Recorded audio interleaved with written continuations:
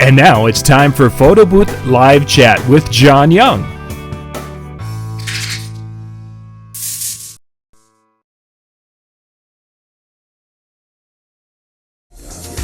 Hey, we are with you live out there on the internet world. I think, wow, things are actually working. Ross, you brought good luck. Oh, Ross Akselrad is with me tonight. Good evening, Ross. How you doing, John? There we go. I was going to say, did we lose your mic? No, we're good. Okay. After the first show and having so much issues with that, it's nice to have everything up and running. And I got to switch because one of our backgrounds is still on. There we go. Yes. Okay. Good. Unfortunately, I got too many windows still.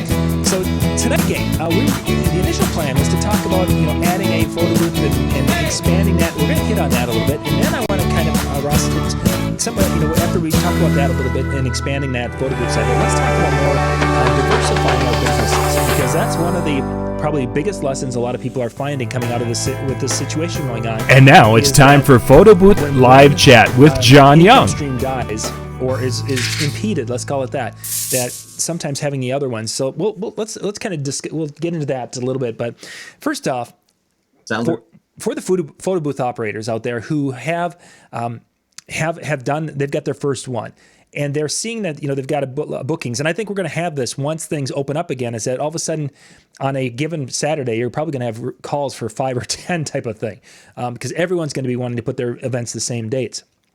Where do they start when it comes to expanding that photo booth business? Well, when I first started expanding my photo business, I really try to go eat what I usually recommend to people. If they start with something easy, and I think they're going to have a success.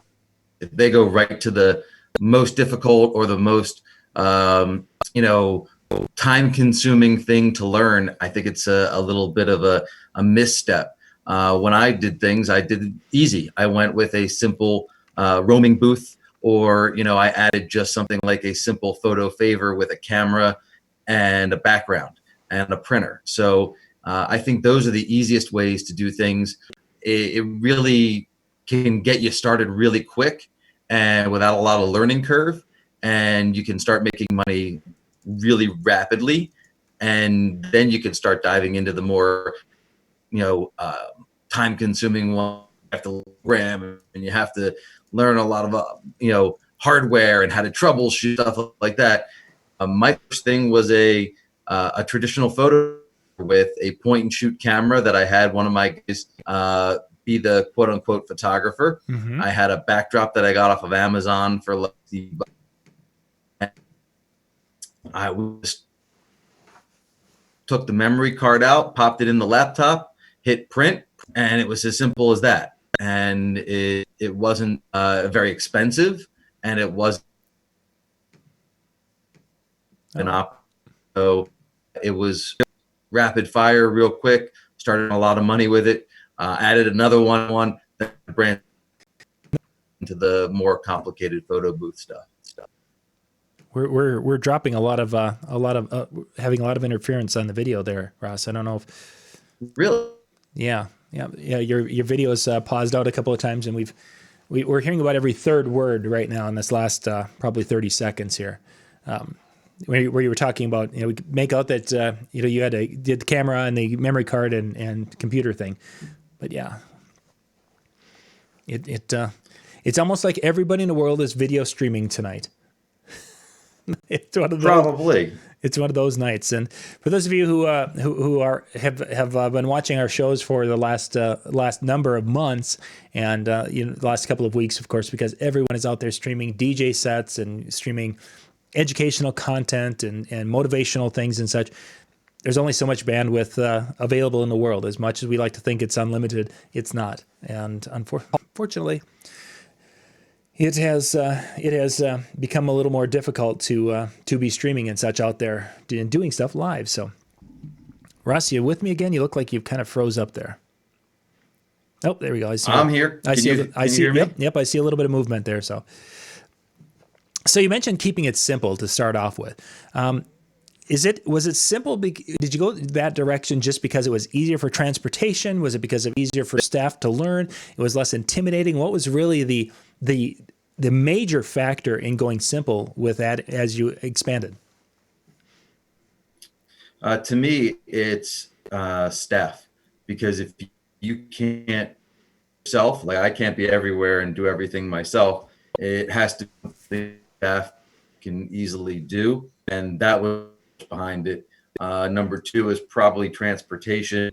Number three was probably how quick I can recoup my money for the investment, and so on and so just became less and less important as you go down the line. But those top three, definitely staff, because you have to your people how to use these things.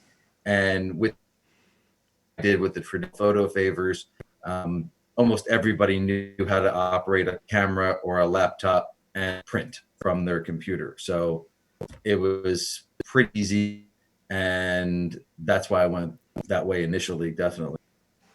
So when does a person, so you added, doing the photo favors, when did you expand, or do you say, okay, I need to get something, upgrade my game or up the game a little bit? When do you get to that point? Well, I think you always want to be changing, and you always want to be offering something new and exciting. I think it got to a point where regular photo favors needed something else. Then I went to screen and did green screen photo favors, added a choice using the same equipment that I had. The only thing I had to buy was an actual green screen, and then use a green screen program. The green screen program I bought was $100, never looked back. And it was simple and easy. And then as that started to get stale, I introduced an actual photo booth. Started with that huge photo booth. I kind of went the wrong way, take my own advice. I went with a huge, complicated photo booth. It was probably about 500 pounds.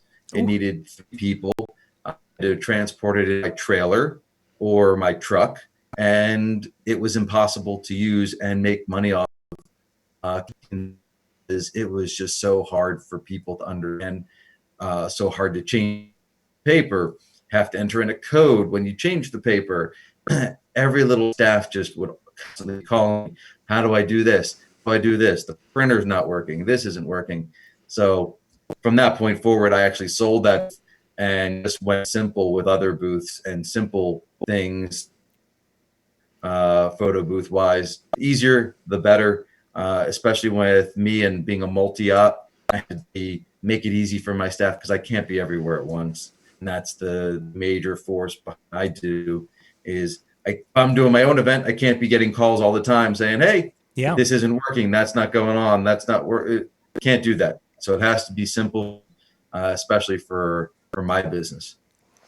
How quickly, and this is an area in which I've as a multi-op person also, I've had that. One of probably the biggest lessons that I learned is when you see a situation like that, it's quicker to cut and get rid of it.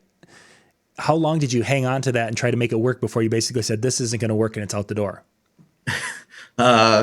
Truthfully, probably about 6 months. Okay, so we booked it on a bunch of parties because we were getting it. We knew about, we fulfilled those parties.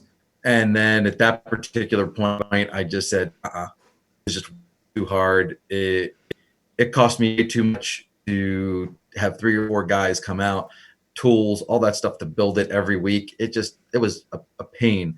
So I just decided at that particular point, probably after 3 months, I started researching a new booth. Yeah. And when I finally found the new booth, I pulled the trigger on the new booth, sold the old booth, and then decided to just call all my clients and tell them I had a great new, exciting, brand new photo booth that wasn't available, and everybody was happy to get the brand new one. So. Sure.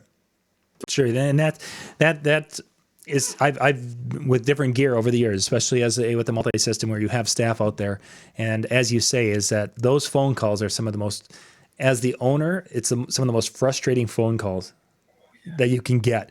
And it's like the sooner, for any of you out there who are looking at hiring staff and doing that, when you see something and you're like, oh, you're starting to think that maybe you should pull the plug on it and get rid of it, and because it's costing more time and more money, as soon as you get that idea, do it, because they don't heal themselves. Not a bit. No, it does not. Not a bit. So you went to something simpler. Somebody will ask the question, if you would have trained them more, make that statement. There's some situations though, as you say, with the size, it just took too many people. How does your newer one now, is that still using a couple of people, or is it a single person? It can be. We usually send 2 people out whenever we do printing. It's a social booth / a printing booth. Okay. If they're just using the aspect with texting and emailing, we only send 1 person. Send the 2 people.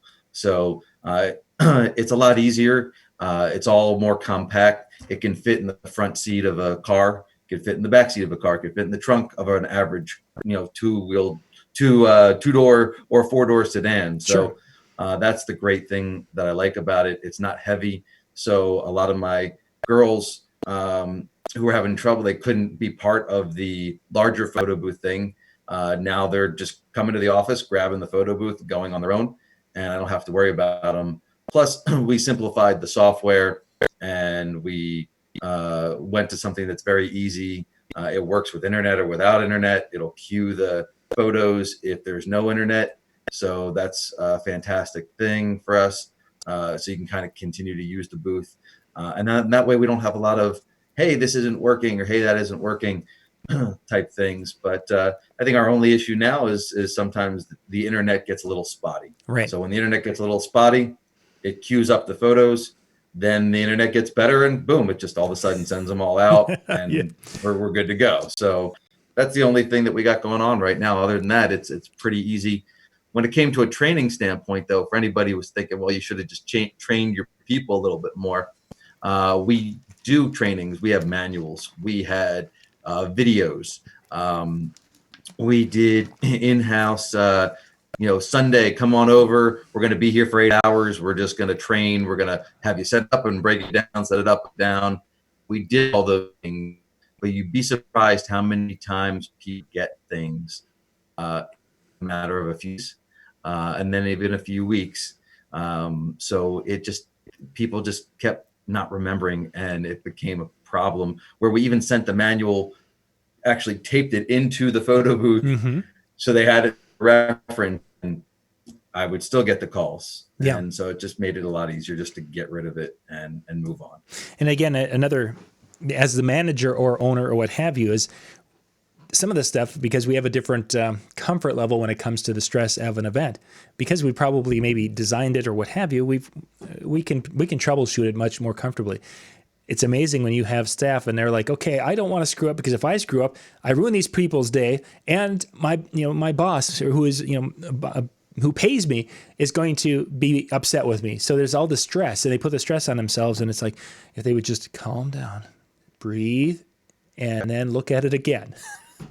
But that doesn't happen many a times when you're dealing with staff. So as the simpler is definitely the better. So you mentioned, of course, that making it easier to set up was a big part of being able to have more people doing it. Because some of the early photo booths you mentioned were 500 pounds. I'm guessing that you had to have a team of very strong, strapping people to be able to move those pieces around. With the smaller gear, is carrying things in and out, is that much of a concern with you anymore? Oh no, I was wondering if it was frozen. We'll see. Are we back? We're back. I moved somewhere else just in case here. Yeah. Okay. Well, good. I was wondering. It's like I wasn't catching movement out of the corner of my eye, and it's like, okay. So I'm going to give you the question again. You mentioned, of course, that that you have some smaller systems and such, because the big ones were 500 pounds. It took some very strong people to set those up. With the smaller systems, is it something easy enough where a smaller statured person can transport these in and out of venues easily enough by themselves? Or did we lose it again?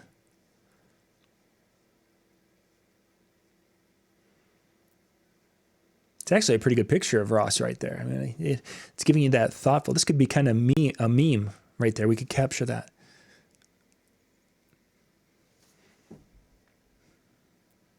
I think we may just be having an internet a struggle with the internet coming off that East Coast tonight. Ross is out in that New England area, out that direction, out towards the East Coast. We'll try again here and see if he's got connection. Well, you went to a different device. We can see that. Yep, here we go. I just decided to go with the phone instead, so I hope you don't mind if it's a little shaky. No, that's quite all right. Well, that's quite all right. So tell me about. I'm going to rephrase the question. The smaller systems. How easy is it for then the smaller statured people to be able to haul that in and out, or is that still kind of a problem with these smaller, simpler systems? No, the smaller, simpler systems are really a lot easier. It's a minimal setup. Most people in my staff can set it up by themselves. It's not heavy. I think the heaviest piece we have is probably the printer, which is maybe 20 pounds with the case. So it's really pretty easy for everybody to do these smaller systems. And for me and my multi-op, it's just smaller is better. And easier is better. What I've noticed, as much as I love photo booths, and I was just at the convention, saw you there, there's so many great photo booths and there's so many great things. But what I find is when you get to an actual event, the people aren't like, oh my gosh, that photo booth is so huge. That's awesome. It looks great. I can't wait to use it. Truthfully, they're just excited to get their photo taken. And if your software has some bells and whistles, great. Like my software has digital props. Mm-hmm. My software has filters. So it looks like Snapchat. Who doesn't like that right now? Right. So everybody enjoys it. And so I went smaller and more efficient from that particular standpoint. So since you're a multi-system, let's look at the side of it where continuity across the company. Do you have pretty much the same booth or the same type of booth, or are you selling different booths at different price points? Well, I do have I have 8 total booths that are very similar. The housing is custom designed. So we kind of made those. Actually, the guy next to me made those. Here in my office, I have I'm in an office manufacturing place. So nice. Every 2 steps you run into a manufacturer. The guy next to me is like, I was telling him about my photo booth. He's like, oh, I can make one of those. So we made one of those, and we have about 8 of them. They're great. I have even some custom ones. We have round ones, square ones, all different weird shapes and stuff like that to kind of, change it up a little bit. But truthfully, we sell the experience. Mm-hmm. That's what we sell. We don't sell the actual booth per se, as much as we sell the experience and the fun that the guests are going to have in the actual booth when they're using it. So in essence, in gear, they may have a slightly different look, but really the outcome is going to be the same. It's that kind of social, and they can add the printing capability if they so choose. Absolutely. So as you look forward, is that kind of the direction? If somebody came and said, "Hey, Ross, I want to get into it. Which way should I go?" Is that the way, or is it something that you would say that this works for us, but it might be something to look at, having the base and then having bigger. Which direction would you advise for someone who's maybe in a different market? Well, as I said before, I'm about starting easy and starting simple. So I would always tell people, start with something that they can do by themselves. If they can do it by themselves, then it's easier to teach other people how to do it. It's also easier to operate overall. And then start looking at other things, branch out. I was at the photo booth convention and I'm looking at, maybe I want a 360 booth. Maybe I want this, maybe I want that, because I'm to the point where I can do something larger or bigger or better or different, I should say. Mm-hmm. So we're trying to research exactly what we want to do. And, it all comes down to what we feel our staff can actually accomplish, because as cool as it is at seeing it live and at the reaction that everybody's getting, if I can't teach it to my staff and I can't send it out without them not having to be able to call me, then it's not worth it for me. Yeah. Then we're back to that. Yeah. For a multi-op, that's key.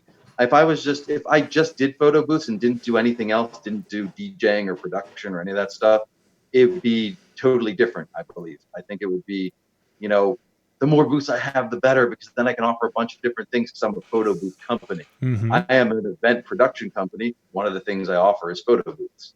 So it's just one of the things I offer. It does not have to be the primary thing for me. So it's a little different than if I was just a primary photo booth operator. Excellent. Good thoughts and good advice. Yeah, your connection is so much. You're better now. I just got to pop this here into the folder, and I'll be good. Yeah, go ahead there. We can get if you've got that handy. So Russ, let's spend a few minutes here of our time is after you get things connected. Let's kind of talk about. There, are you good? I'm good. Excellent. Let's take a few minutes here to talk about diversifying our income. As you mentioned, you do a variety of different things, and if there's one thing that we're seeing is granted, this situation that we're in right now is more massive than even what diversification can help, but there are times where we need to diversify our business and such. For those who are out there, and again, we didn't talk about this in advance, gang. So I'm kind of putting Ross on the spot here. If somebody is coming to you and saying, "Hey, what can I do to diversify my business and to be able to give me some additional areas in which to survive situations where weddings are on a downturn or whatever," is there anything that jumps to mind right away that could be some potential areas that the DJs could look or photo booth operators could look? Sure. Unfortunately, nothing can prepare you for a pandemic. Yeah. Where you're not doing absolutely anything. Although we have something here that we're doing a lot of now, and you probably are familiar with it in your line of TV and online streaming. We're doing a lot of live streaming for a lot of townships, municipalities, even the state of New Jersey. We're doing live streams for that. There's a lot of things that we're trying to do that are just more based online for this particular situation. Since this is kind of one of those out of the ordinary situations, and if this was just an average, regular time of year or whatever, and let's say you get slow in July or August, or you get slow in another part of the year, diversification, I think, it starts with relationships. Because when I first started my DJ company way back in 1994, that's all I did. I just did DJing for events. After about 5 years, I started looking around. I'm like, how can I make more money? Is there something I can do that's going to help me be better than, now? Or is there something I could do when maybe my slow season for DJing hits, but maybe a fast season for something else can hit? Sure. And that led me to photography and video. And at first, I had a friend who was a videographer. I had another friend that was a photographer. I said, listen, if I sold photography and video, would you be able to facilitate it at a high level? Would you be able to do this? And they were both sure. I could use the extra income because they had, a job on the during the week, but they're struggling. Yeah. So we kind of banded together. I started offering photography and video, and that just spiraled into this amazing thing for us, where it went from entertainment. Now, while I'm talking to you about entertainment, I can talk about photography and video. I can help my bottom line, help them make a couple of bucks. And then also during down times for me, photography was still going well. In January and February here in the Philly area, it's a little slower for larger events because people are afraid of weather interfering. So a lot of the synagogues started avoiding January and February altogether with bar bat mitzvah dates. So, but we're still doing a lot of school dances and elementary school father-daughter dances, and all of those needed a photographer. Yeah. So the photography went up, even though the DJing went down. And so that was a great thing to do. And it just started with a relationship. You don't have to do everything, quote unquote, in-house. If you can partner up with somebody and maybe they give you a nice wholesale rate or even below wholesale rate because you're actually selling their service, Right. you can actually, you know, pad your bottom line a little bit and then develop a nice relationship. Now, if you have the means or you have the relationships where you can just bring it on and do it in-house, I do recommend that eventually. That's what we do here. Everything we do is in-house. So, but I started with it not in-house. I started with two friends Mm-hmm. and they facilitated everything and I collected a check, which was great. So photography and video were my first things. Then I branched off into, now we have an on-staff wedding planner. So whenever she gets hired to do a full, planning and day of, running of everything and coordination of everything, that's money I make. Yeah. Because she's offering that. She's doing the work and she's getting handsomely compensated for that, but I'm also making money as well. We even have a bunch of clients this year that aren't using us for entertainment because maybe they're using a band or maybe they're having something smaller, backyard, whatever, but they're still having a wedding planner. Yeah. So I still get them as a client, which I can market to them for future stuff. And then they're also being handled by our wedding planner. We also, on the bar mitzvah side, have a decorator who does all the centerpieces, and I had a blast at Joey's bar mitzvah stuff, all that kind of stuff. So there's a lot of ways you can diversify. It doesn't necessarily have to be something you initially do in-house.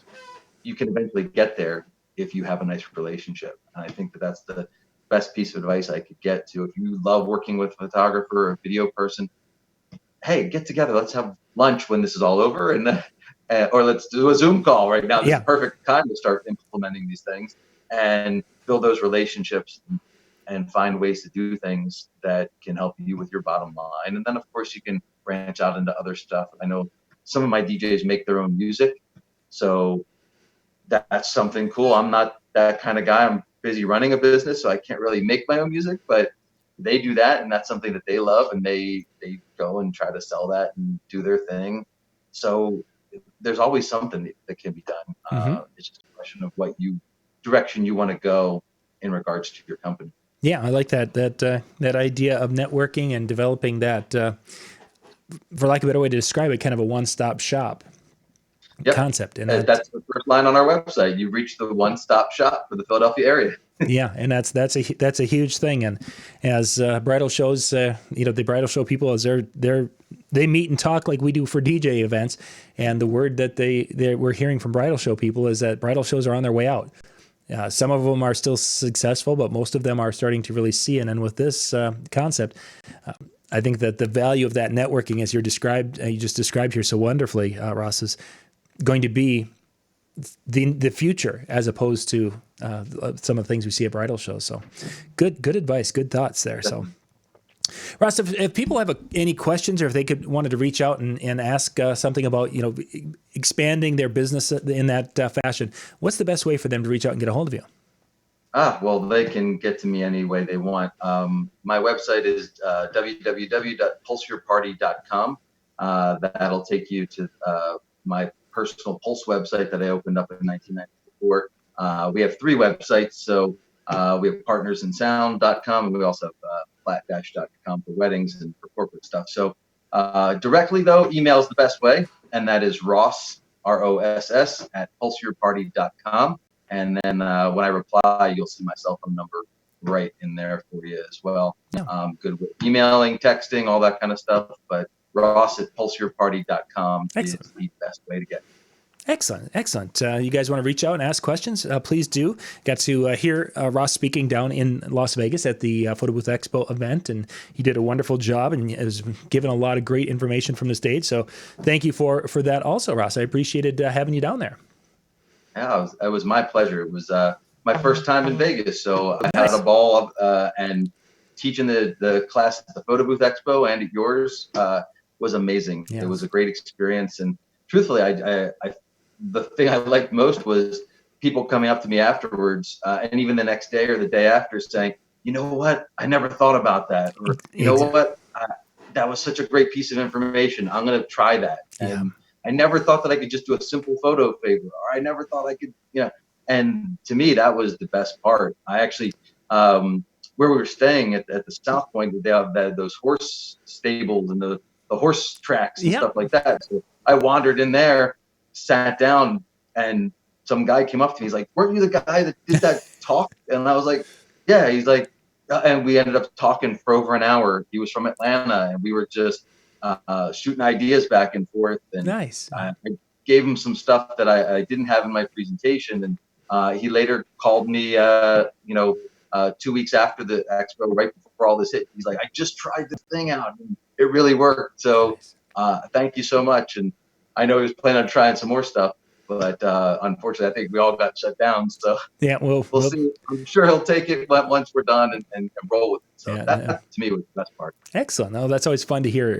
those types of stories from people as they're out there, taking some of the advice that we give and utilizing it and putting it into action and having success. It's always that heartwarming feeling that yay. Absolutely. That, and the support of everybody else too. Big Daddy introduced me at my talk for you, and that was great. I mean, I've known Big Daddy for years, and never had him introduce me before, and that was cool. And seeing all the friendly faces in the room, just being there to support, who already have photo booths and already have stuff, but they were just there to support me, was great too. So the industry support was fantastic. That was good event. Looking forward to 2021 down there in Las Vegas, February 22nd through the 25th at South Point Casino with Photo Booth Expo. It'll be a great time, and I think that's our 7th show next year. How time goes. So, Ross, thank you very much once again for being with tonight, and thank you guys for being with on tonight's show. We will be back. I think Wednesday night we had another photo booth show, so we'll be doing another one on PBN TV. Good night, everybody. Bye.